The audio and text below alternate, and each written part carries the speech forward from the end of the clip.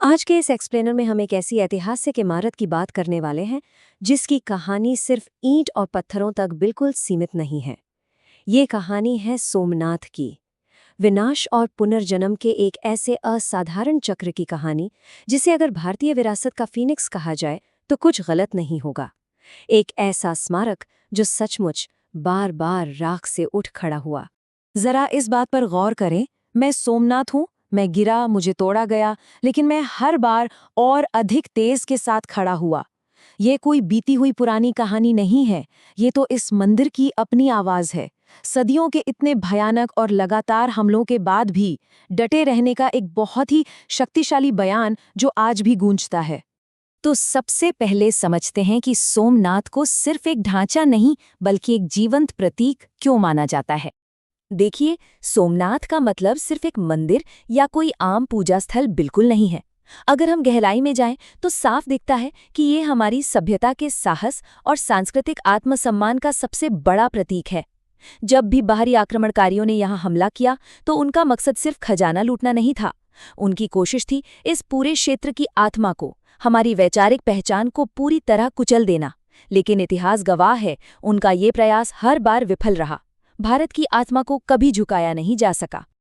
अब बात करते हैं इसके पौराणिक और एकदम अनोखे भौगोलिक महत्व की, जो इसे प्राचीन काल से ही श्रद्धा का केंद्र बनाता आया है। इसका इतिहास कितना पुराना है इसका अंदाजा इसी बात से लग जाता है कि सीधे स्कंद पुराण और महाभारत जैसे ग्रंथों में इसका जिक्र मिलता है। और इसकी लोकेशन भी बहुत खास है, एकदम सटीक त्रिवेणी संगम पर, जहां हिरण, कपिला और सरस्वती नदियां मिलती हैं। पर सबसे हैरान करने वाली चीज है यहाँ का बाण स्तंभ। ये स्तंभ सीधे समुद्र की तरफ इशारा करता है और ये बताता है कि यहाँ से लेकर सीधे दक्षिणी ध्रुव तक बीच में जमीन का कोई भी टुकड़ा नहीं है। मतलब हजारों साल पहले भी हमारे पूर्वजों को इस अद्भुत भौगोलिक तथ्य की पूरी जानकारी थी। इसके नाम के पीछे की पौराणिक कथा भी उतनी ही दिलचस्प है।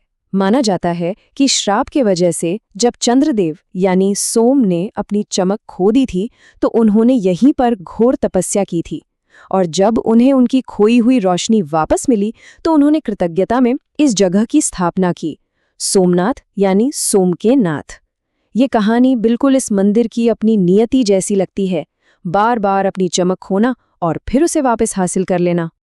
अब इतिहास के उस स्याह दौर की ओर बढ़ते हैं, आक्रमण और विनाश का वो युग जिसने इस जगह को कई बार झकझोरा। 20 लाख, जी हां 20 लाख दिनार। साल 1026 में जब महमूद गजनवी ने यहाँ हमला किया तो उसने लगभग इतनी भारी कीमत की संपत्ति यहाँ से लूटी थी। ये सोचने वाली बात है कि उस जमाने में ये रकम कितनी विशाल रही होगी। पर जैसा कि हमने पहले कहा, उसका असली निशाना सिर्फ धन नहीं था। उसे लगा कि आस्था के इस सबसे बड़े केंद्र को तोड़कर वो पूरे देश के मनोबल को हमेशा के लिए तोड़ देगा।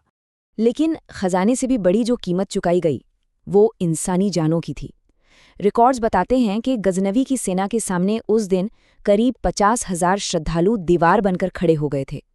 ना उनके पास भागने का कोई रास्ता था, न ही कोई हथियार, फिर भी वो पीछे नहीं हटे।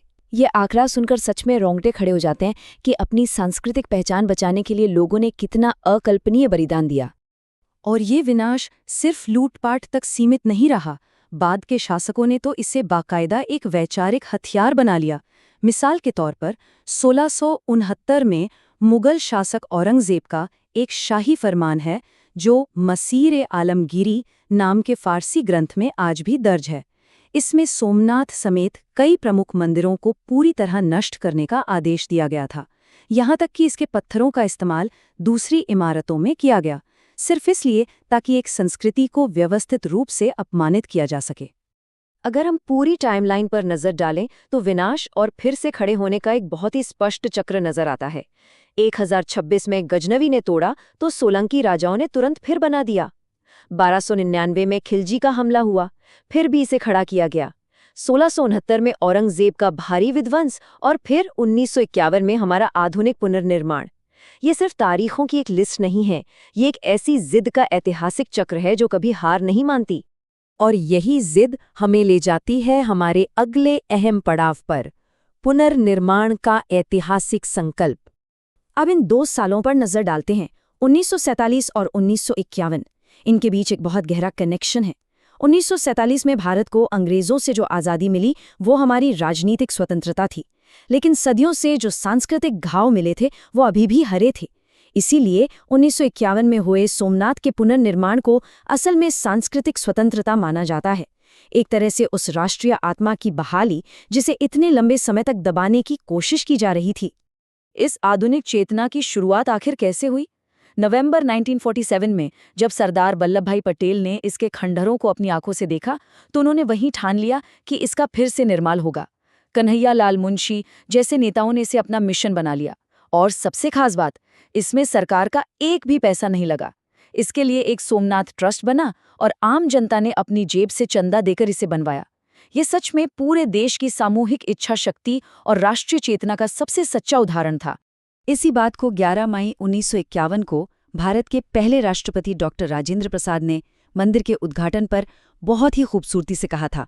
उन्होंने कहा था, इतिहास हमें ये नहीं सिखाता कि हम कैसे मिटें, बल्कि ये सिखाता है कि हम हर बार कैसे खड़े हुए। इस एक वाक्य ने इस पूरी इमारत के मतलब को ही बदल दिया। ये सिर्फ एक मंदिर नहीं, मानवीय लचीलेपन और अदम्य साहस का एक मास्टर क्लास बन गया। आइए अब इस एक्सप्लेनर के आखिरी हिस्से की तरफ बढ़ते हैं, जो है आधुनिक भारत की सांस्कृतिक पहचान। आज जब हम सोमनाथ को देखते हैं तो ये शानदार चालुक्य शैली की वास्तुकला सिर्फ खूबसूरत पत्थरों का ढेर बिल्कुल नहीं लगती। ये उस सभ्यता की एक जीती जागती निशानी है जिसने हमेशा के लिए दफन होने से साफ इनकार कर दिया। आज ये पहले से कहीं ज्यादा ऊंचा, पहले से कहीं ज्यादा मजबूत और शानदार तरीके से खड़ा है।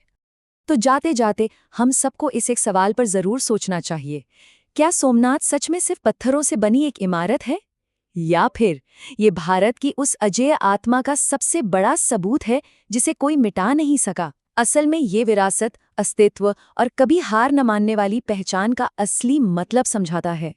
ये कहानी सिर्फ इतिहास की नहीं है, ये इस पूरी सभ्यता की कहानी है।